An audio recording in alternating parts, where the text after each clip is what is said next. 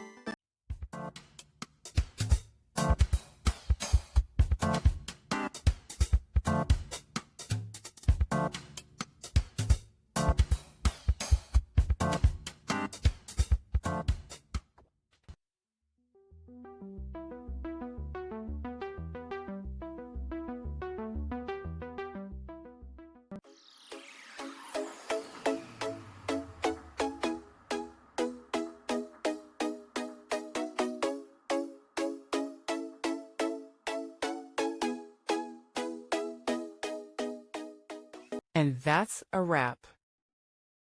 I hope you found the answer you were looking for. If you did, take a second to hit that subscribe button. It really helps out.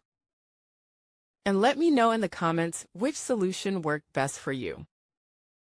See you next time in the debug zone.